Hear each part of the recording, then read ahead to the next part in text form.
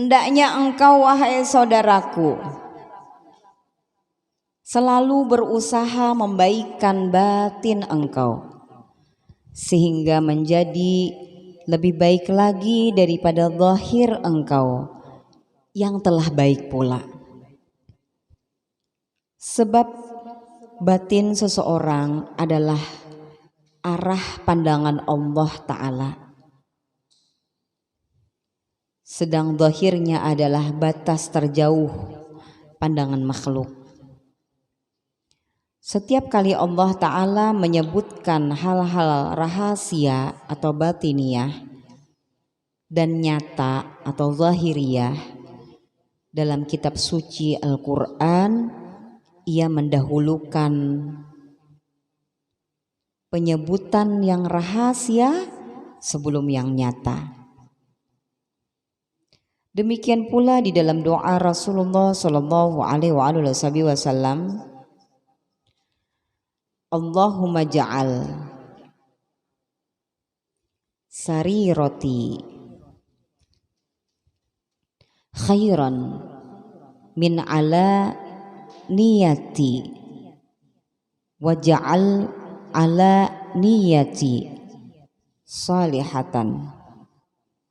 Allahumma ja'al sarirati khairan min ala niyati waja'al ala niyati salihatan. Artinya wallahu a'lam, duhai Allah, ya Allah, jadikanlah batinku lebih baik daripada zahirku dan jadikanlah zahirku baik pula. Itu di dalam riwayat At-Tirmidzi. Doa baginda Nabi Shallallahu Alaihi Wasallam menunjukkan bahwa betul adanya pandangan Allah kepada kita manusia ini bukan pada pandangan zahir, akan tetapi pada pandangan batin. Sehingga Nabi mengajarkan, Nabi Shallallahu Alaihi Wasallam mengajarkan untuk berdoa dengan doa, duhai Allah, jadikanlah batinku lebih baik daripada zahirku dan jadikanlah zahirku baik pula. Pada kenyataannya, kata Imam Haddad, apabila batin telah menjadi baik, niscaya zahir pun baik. Sebab zahiriyah selalu mengikuti batiniyah di dalam hal kebaikan ataupun keburukan. Zahir akan mengikuti batin. Pelajaran ini ada di dalam ilmu-ilmu tasawuf yang kemudian diambil di dalam kajian-kajian ilmiah tentang ilmu tentang kejiwaan manusia, ya. Bahwa tidak akan pernah kita bisa tersenyum dengan indah, ya, kalau hati kita sedang bermasalah. Senyumnya pasti akan berbeda. Kemudian pupil mata, ya, pupil mata itu yang hitam-hitam, nah, itu akan mengalami perubahan volume, mengecil dan membesar. Itu tergantung daripada bagaimana perasaan hati kita, ya. Bagaimana kondisi hati kita. Kita akan menyaksikan betapa bercahayanya orang-orang yang sedang dimabuk asmara, wajahnya berseri-seri, penuh dengan cahaya, ya, penuh dengan keindahan. Karena batin akan mengikuti zahir, akan mengikuti zahir. Demikian juga dengan kegalauan hati, kesusahan, persoalan yang bertumpuk-tumpuk, ya, akan tampak. Kemarin acara donor darah, jangan dikira saya duduk itu saya tidak memperhatikan darah-darah yang keluar daripada kantong itu, ya. Karena dari kecepatan darah itu mengalir, ya. Kalau sisi warna saya tidak menguasai. kemudian kepadatan, kekentalan dan kecairan darah, saya bisa tahu apa yang terjadi pada hati Anda.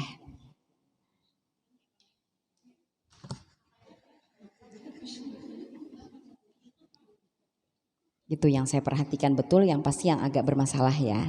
Yang agak bermasalah, kalau yang tidak bermasalah tidak ada. Jadi semuanya itu akan nampak. Tidak ada urusan kasyaf ya, tidak sampai ke situ. Ini sangat ilmiah ya. Memang pengetahuan-pengetahuan itu saya pelajari, tapi maksud saya belum sampai ke urusan kasyaf, belum sampai. Karena semua ini sangat ilmiah. Perilaku zahir itu adalah gejala daripada gejala jiwa yang ada di dalam hati. Cara duduk, ya, cara kita memandang, ya. Kemudian sampai saya bisa tahu, mengerti niat-niat orang datang ke majelis taklim. Bayangkan. Ya, walaupun karena saya memang bertahun-tahun ya bersama sekarang jadi itu anaknya Ibu siapa? Ibu Mubarak itu teman saya ya, Pak dosen Mubarak ya, dokter ya, sebentar lagi jadi dokter ya, dokter Mubarak mudah-mudahan. Itu teman saya dulu di psikologi ya. Itu kita bertahun-tahun mempelajari persoalan-persoalan seperti itu. Cara duduk, bagaimana semuanya itu ada bacaannya. Ya. Termasuk doa-doa ya, doa-doa yang diminta oleh kawan-kawan kita di majelis dan persoalan-persoalan yang dikemukakan itu akhirnya jadi terang nampak siapa dirinya. Sebentar sekali. Ya. Termasuk anak-anak. Antum bawa anak-anak ke sini, saya dalam waktu 15 menit, 20 menit saya sudah mengetahui bagaimana watak orang tuanya. Ya, sangat mudah. Bukan kasyaf, ya. Belum sampai ke kasyaf, ya. Ilmiah. Karena di sini disebutkan apa-apa yang ada di batin itu akan nampak, ya. Ada saya beberapa waktu yang lalu menemui sebenarnya saya jarang buka story ya, story WhatsApp itu saya sangat jarang. Kecuali entah kenapa kadang-kadang kebuka, kadang-kadang ini. Jadi ada entah punya siapa saya nggak tahu, ada pernyataan seperti ini bahwa dari ulama ya, dari ulama bahwa perilaku anak ya, kedurhakaan itu ada nasabnya. Bahasanya begitu, keren ya.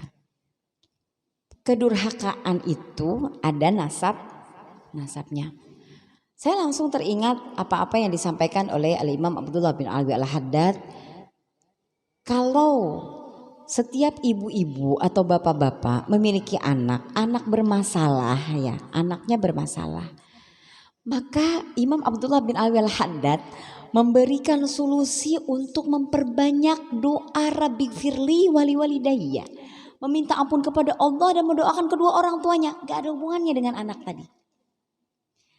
Kawan-kawan di majelis yang di luar majelis rutin ya, yang tidak rutin mengikuti pengajian, kan ada tuh yang kadang-kadang datang, kadang-kadang enggak, tapi datang hanya untuk menunaikan hajatnya untuk meminta doa. Mereka datang untuk minta doakan anaknya. Betapa anehnya bagi mereka jawaban saya, karena saya menyampaikan bahwa ibu ini kayak apa, doa apa gasan anak ulun. Rata-rata orang berpikir begitu karena yang bermasalah anaknya. Padahal ilmu psikologi Islam ya, ini nih ilmu syariat Islam nih ya, kejiwaan nih manusia yang diberitakan oleh baginda Nabi Shallallahu Alaihi Wasallam lewat guru-guru kita. Yang bermasalah bukan anaknya, tapi lihat kalimat ulama tadi menyampaikan durhaka ada nasabnya. Keren gak bahasanya? Labar kadang-kadang waninya lagi berkisah anak kam lawan Ustazah Qudsi. Ketahuan Balang? Wallahi, ini ilmiah. Jadi sesiapapun kita, kalau kita bermasalah dengan urusan anak, berbanyak istighfar dan doakan kedua orang tua, termasuk mertua, termasuk guru. Orang tua ada 3 ya. Apakah kita pernah durhaka dengan guru? Apakah kita pernah durhaka dengan orang tua yang melahirkan kita, yang satu genetik? Atau lawan mintuha kada kebaikan? Perhatikan saja anak-anaknya. Sederhana, ilmiah. Ya.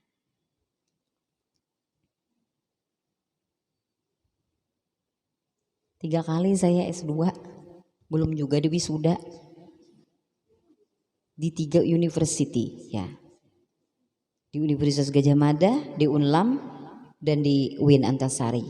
Yang keempat nanti di insya Allah di Universitas Muslim Indonesia Makassar ya, UMI. Karena Abuya ada, saya memang harus kuliah lagi ya. Itu selalu dosen-dosen katakan, antum sudah lulus teori, iya saya bilang. Ya, cuman karena saya butuh titel sekarang. Dunia butuh titel sekarang ini. Gak bisa kita bicara begini-begini begitu gak dianggap sama orang. Kalau kita gak punya titel. Gitu. Ya. Bahwa zahir itu ya akan nampak. Ya. Pada pembicaraan kajian tasawuf ya. Bahkan di wajah itu akan muncul wajah-wajah yang menyerupai apa yang ada di dalam batinnya kita. Ya. Apakah nanti wajah itu seperti sifat binatang monyet? Ataukah ular? Atau itu nampak? Para ulama yang minal auliya was sholihin yang diberi kekhususan seperti ini, kalau dia masih bertahan di dunia dalam kurung mas tidak berkhalwat, itu luar biasa rahmatnya kepada umat. Luar biasa rahmatnya. Melihat yang dihadapi udah kada karuan bentuknya. Bentuknya enggak karu-karuan ya. Termasuk urusan haji dan umroh ya. Itu sudah sangat-sangat nyata. Saya kalau manasik selalu sampaikan itu ya. Haji dan umroh. Ada seorang tuan guru soleh ya. Tawadhu, minta doa. Karena ketawaduannya, bukan karena kemuliaan saya. Ustazah, tolong ana didoain.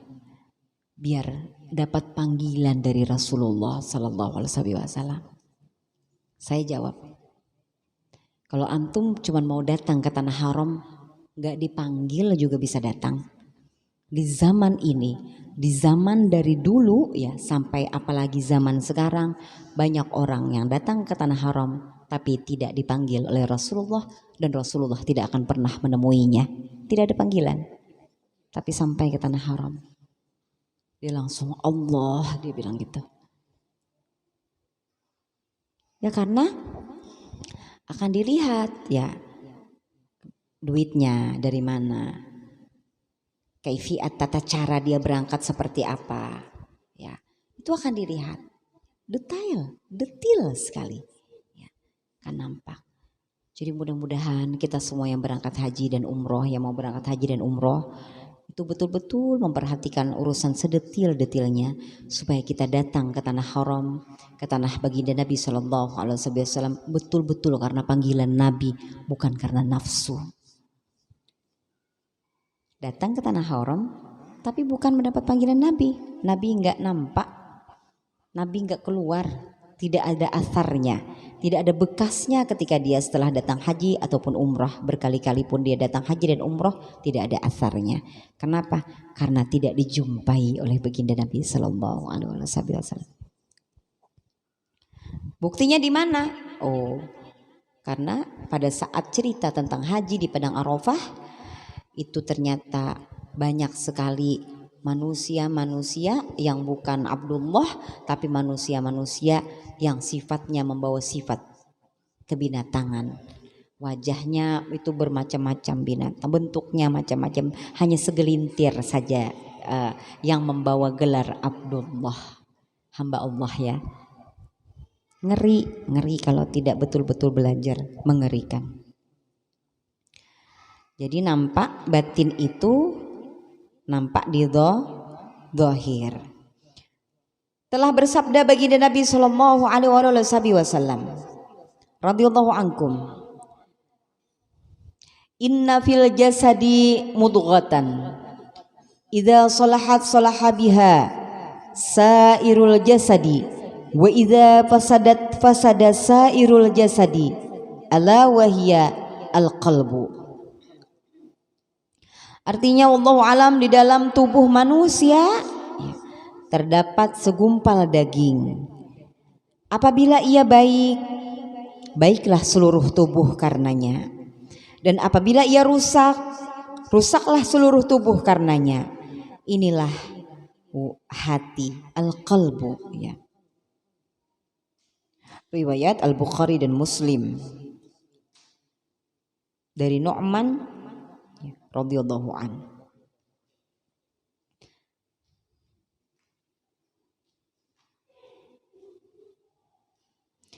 Hadis baginda Nabi sallallahu alaihi wasallam inilah yang kemudian dipakai oleh ahli-ahli pengobatan ya. Ahli-ahli pengobatan, ahli-ahli medis ya, menyatakan bahwa penyakit-penyakit zahir itu disebabkan oleh penyakit hati. Ada yang meneliti khusus tentang ini. Kolesterol tinggi itu ada sebabnya. Hipertensi hatinya bermasalah ada sebabnya. Ya. Stroke ada sebabnya. Mah ada sebabnya. Di hati semua. Ya.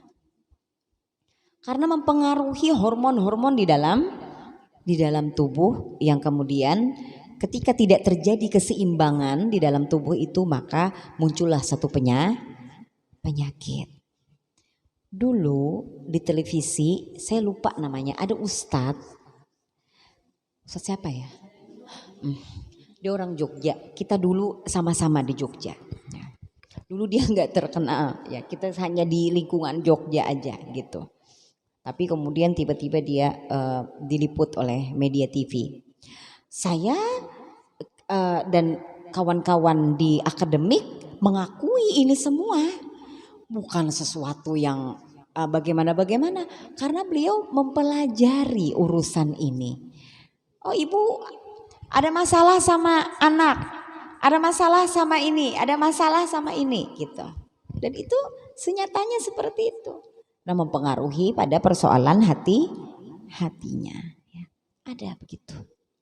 Ilmu sangat luas ya. Allah karuniakan ilmu kepada sesiapa yang dikehendakinya. Keren itu. Jadi berasal dari hati. Persoalan dengan siapa? Penyakit-penyakit kita ini. Penyakit-penyakit kita ini semuanya.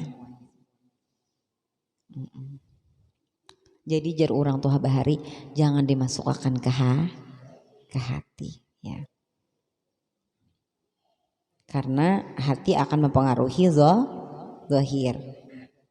Ada satu rumah sakit di Jogja itu yang mereka punya pameo ya, punya ikon hati yang gembira adalah obat. Kan Islami banget, pada rumah sakitnya rumah sakit non muslim. Jadi mereka kasih di resep obat, terus kemudian kalau kita nebus obat itu selalu di dalam obat itu ada tulisan hati yang gembira adalah obat. Keren banget kan? Itu ngambil dari mana tuh? Dari sini, dari segala sumber ilmu adalah syariat yang dibawa oleh baginda Nabi Sallallahu Alaihi Wasallam. Benar nggak? Ya, makanya banyak-banyak baca ya farijal ham ya kasyifal gham ya man abdi yakfir wa yarham.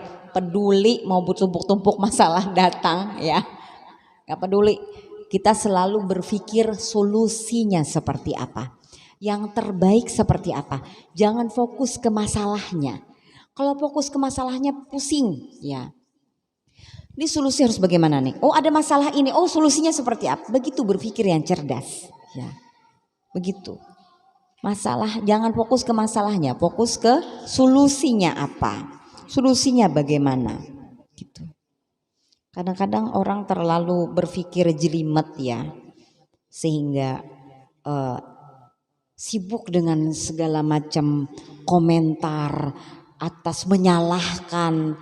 Tapi kita sekarang sudah harus lebih cerdas dalam setiap persoalan apapun ya, supaya hati kita selamat, maka selalu berpikir solusi yang terbaik seperti apa.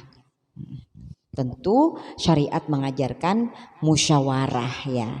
Ada istikharah, ada musyawarah ya. Musyawarah dengan alim ulama, dengan guru-guru ya, dengan para ulama.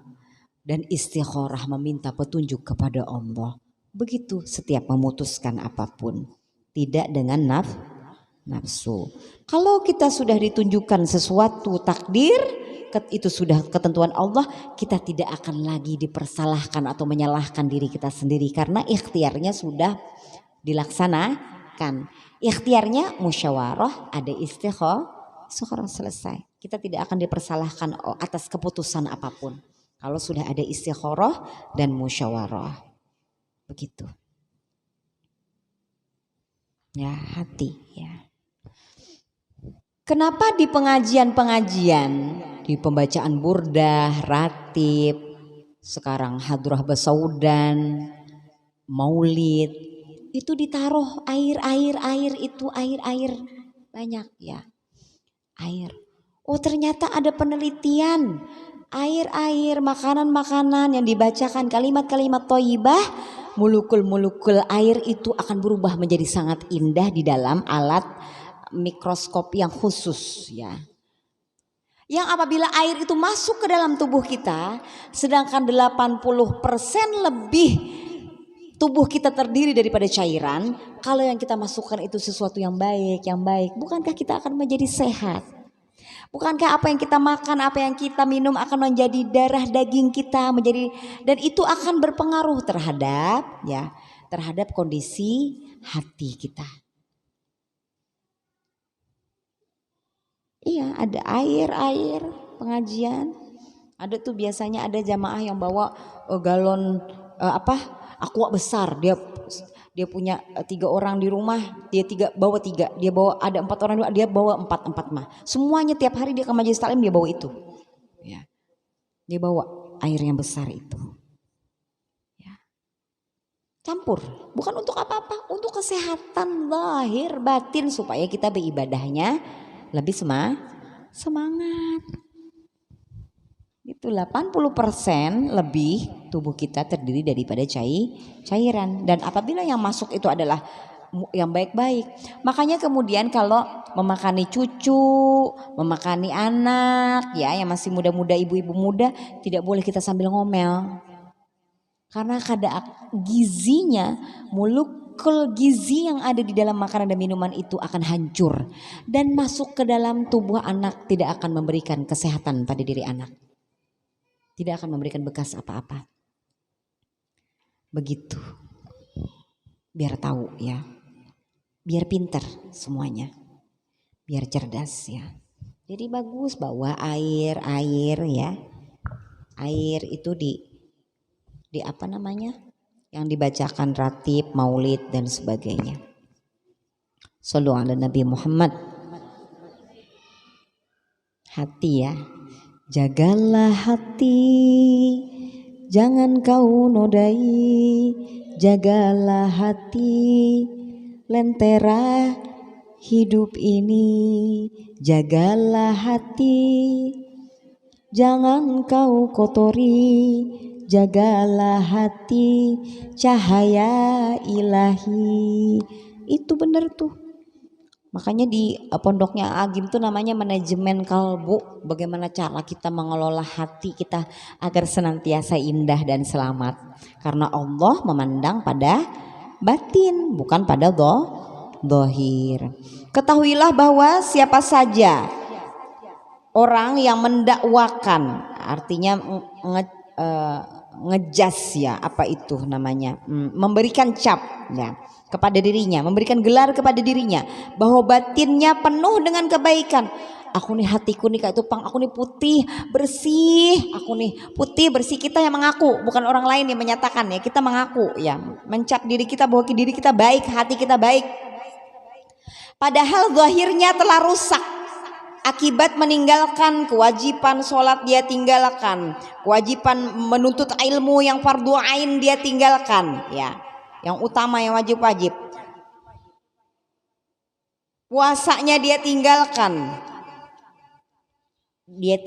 dalam tanda kutip puasa-puasa saja, maksudnya adalah diacuhkan ya.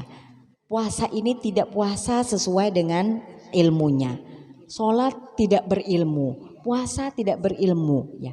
Islamnya Islam KTP aja nih, mau umpati dari takbiratul ihram sampai salam rasa sudah tuntungai, belajar kada cara sembahyang, belajar kada kayak cara puasa, belajar kada cara bersyahadat, belajar kada juga caranya untuk berzakat, belajar kada juga caranya untuk bersedekah, kada belajar juga untuk berhaji dan umroh ya.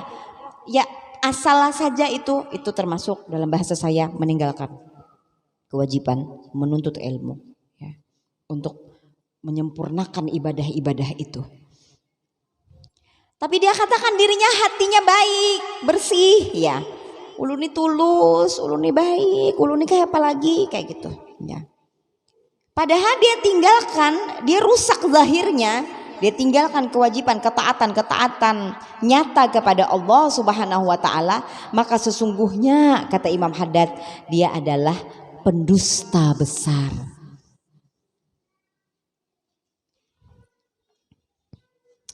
Allahumma shalli wa sallim. Saya pernah mengalami itu yang ketika tamunya Abuya itu selesai pulang banyak ngomong gitu, sok kenal, sok akrab, sok dekat dengan Abuya. Kita bingung juga, mungkin kita pikir memang kelasnya begitu, memang dekat, memang ini orang alim apa segala macam. Ketika dia pulang, Abuya bilang itu apa namanya, bukan pendusta, tapi dia bilang saya lupa bahasanya waktu itu.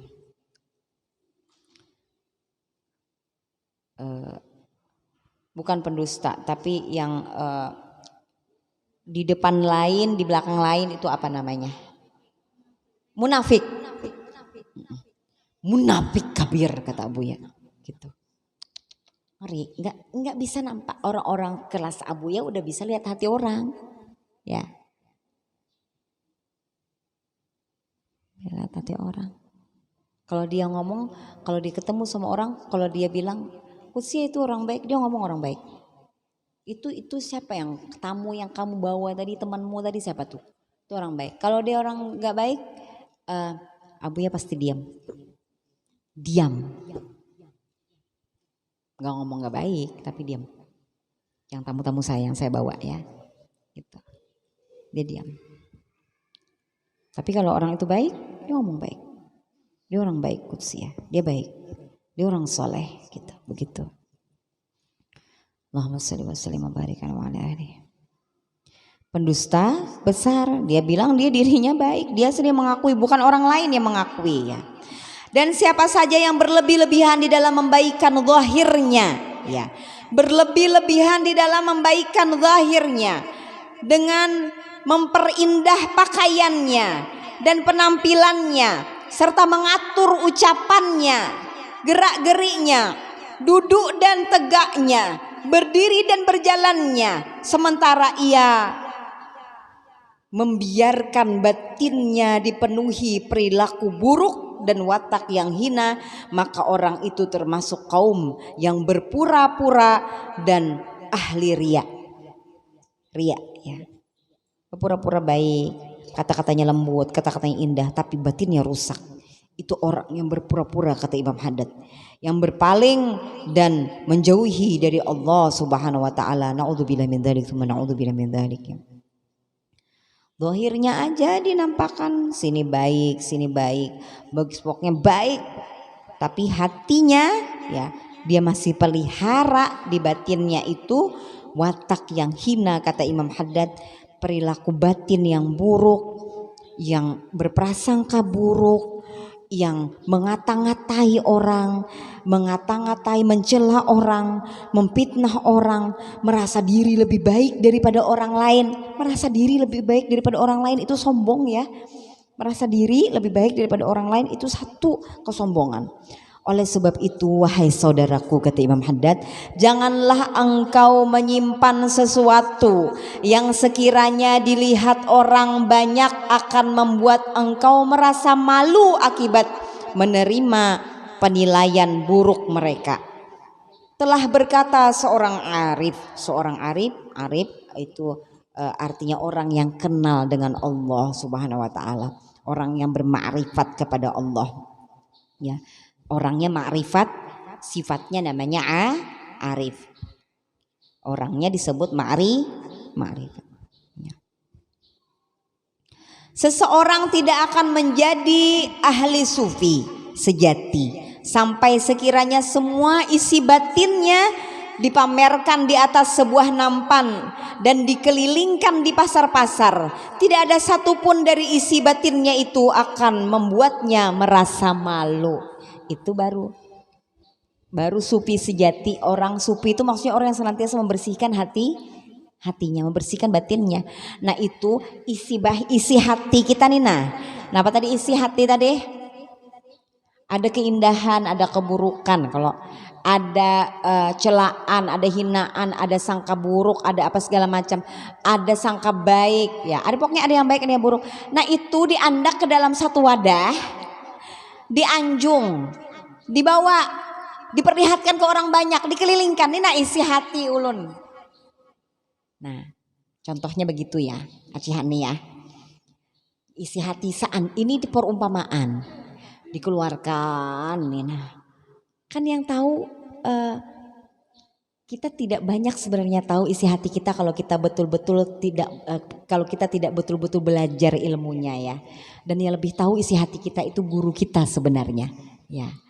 Mereka yang akan menunjukkan, memberikan jalan kepada kita. Jadi isi hati itu diperlihatkan di pasar-pasar, dikelilingkan, maksudnya di tempat orang banyak.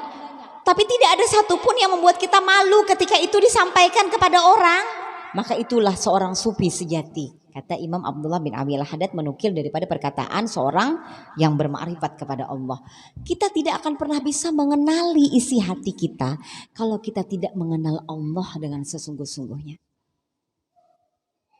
Gak akan bisa. Aku tahu benar hatiku ini kayak ini, bohong, dusta. Ilmunya dari mana? Mengenal diri sendiri. Apa istilahnya? Barang siapa mengenal dirinya, man arafa rabbahu, barang siapa mengenal siapa Tuhannya, faqad arafa nafsahu. Ya, dia akan mengenal dirinya, jiwanya sendiri. Jadi mengenal Allah dulu baru dia bisa mengenal diri. Jangan dibalik ya. Jangan diri baru mengenal Allah, nggak bisa. Harus ada ilmu makrifat kepada Allah untuk kita kenal siapa kita. Ketika kita mengakbarkan Allah, Allahu Akbar dalam takbiratul ihram, itu siapa yang kita akbarkan? Kita tidak akan pernah tahu, kenal siapa diri kita kalau kita tidak belajar siapa yang akbar. Zat yang mana yang akbar itu?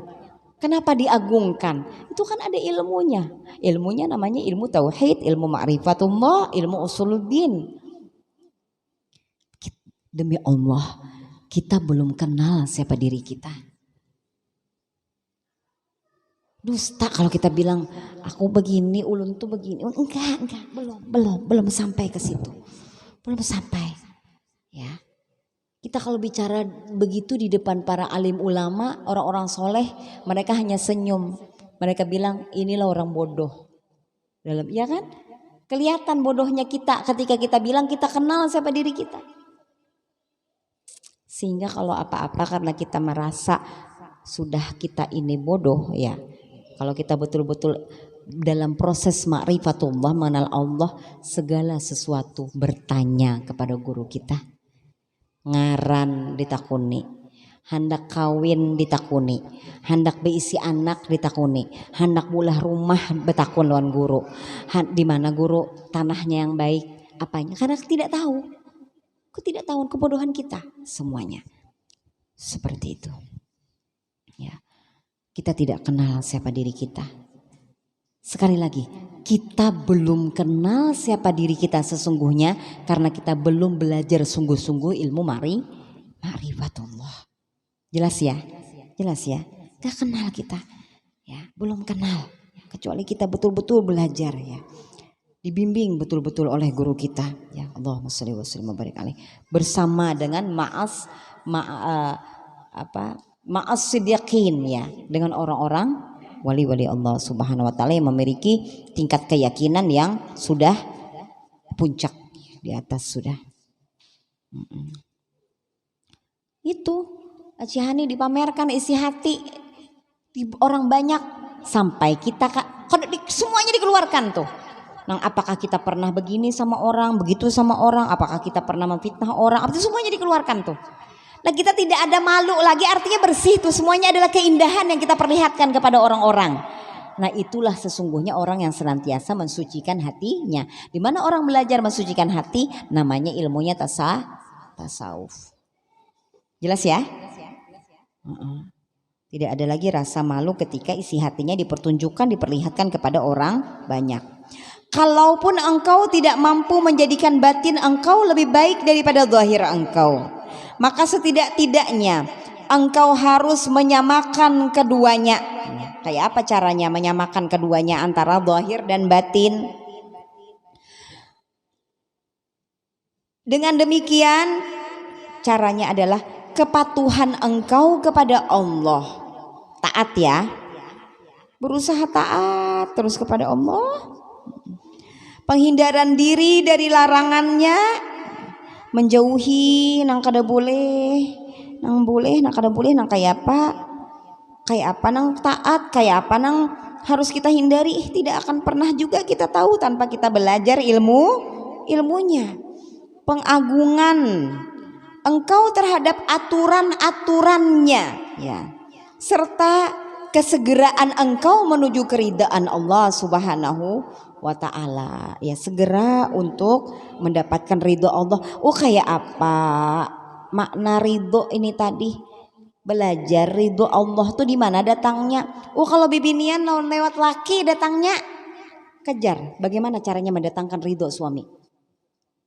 Mah laki ulun tuh kayak ini pengarasan bana ini nggak bisa, nggak ada urusannya hendak pengarasan, hendak lembut apa. Kalau perempuan ridhonya suami. Habiskah sudah waktu kok?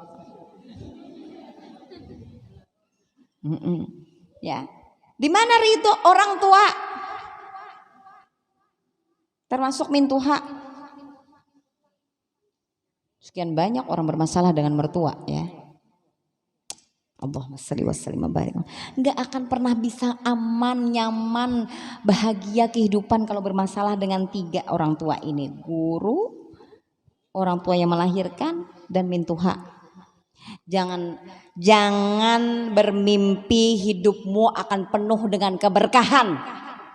Mimpi. La haula wala quwwata illa billah. Akan kesandung terus. Akan kesandung terus. Paham ya? Kesandung tersalah ya. La haula wala quwwata illa billahil aliyil azim. Begitu. Bersegera untuk mendatangkan ridho Allah Subhanahu wa taala. Baik yang dilakukan secara tersembunyi maupun terang-terangan. Setidak-tidaknya berada pada tingkatan yang sama. Inilah langkah pertama, kata Imam Haddad, yang dilakukan seseorang hamba di dalam melintasi jalan menuju makrifat ya, kenal siapa Allah, makrifat khusus. Dan perhatikanlah baik-baik urusan ini, kata Imam Haddad, dan memohonlah taufik kepada Allah Subhanahu wa ta'ala. Wallahu a'lam bishawab. Enggak kenal kita siapa diri kita. Ini sudah selesai di bab pertama, semuanya adalah persoalan tentang bagaimana niat itu harus ikhlas, niat itu baik, kemudian bagaimana membaikan batin, itu semuanya urusannya adalah urusan batin, ya. Cerita tentang iman, tingkatan iman, yakin, dan kemudian tingkatan as-siddiqin, ini juga kita sudah belajar untuk bagaimana membersamai mereka. Doakan saya, satu bab ini saya bisa ringkaskan untuk kemudian bisa menjadi pegangan kita bersama. Mudahan segera dapat laptop yang bagus untuk saya bisa mengetik lagi, menulis lagi. Jadi supaya kita punya sesuatu di bab yang pertama ini. Wallahu a'lam bishawab. Tidak ada pertanyaan ya? Ada pertanyaan? Ada pertanyaan? Tidak ada ya. Mudah-mudahan Allah memberikan rahmat yang khusus untuk kita semua. Membaguskan hati kita, batin kita lebih baik daripada zahirnya kita. Kita tidak lagi fokus untuk urusan zahir ini saja. Pakaian kita, make upnya kita, bulu matanya kita, alisnya kita, bibirnya kita. Tidak lagi terlalu fokus ke urusan itu. Apa yang kita pakai, mobilnya kita, kendaraannya kita, sepedanya kita, tasnya kita, apanya tidak lagi. Tapi kita sekarang lebih memfokuskan kepada urusan hati kita. Untuk apa memakai yang indah-indah itu kalau hatinya masih dipenuhi dengan sesuatu yang buruk. Wallahu a'lam bishawab. Biniyatil qabul wa tamami kulli sulam ma'mul ila hadratin Nabi sallallahu alaihi wasallam. Al-Fatihah. Bismillahirrahmanirrahim. Alhamdulillahirabbil alamin arrahmanirrahim maliki yaumiddin iyyaka na'budu wa iyyaka nasta'in ihdinas siratal mustaqim siratal ladzina an'amta 'alaihim ghairil maghdubi 'alaihim waladdallin amin. Kita doa sama-sama, doa sholawat bil qulub, tidak usah pakai gendang ya. Bismillahirrahmanirrahim. Allahumma shalli ala sayyidina Muhammadin tibbil qulubi wa dawaiha wa afiyatil ajdani wa shifaiha wa nuril absari wa وعلى آله وصحبه وسلم. ربنا تقبل منا إنك أنت السميع العليم وتب علينا إنك أنت التواب الرحيم وصلى الله على سيدنا محمد وعلى آله وأصحابه أجمعين. سبحان ربك رب العزة عما يصفون وسلام على المرسلين والحمد لله رب العالمين. تقبل الله منكم.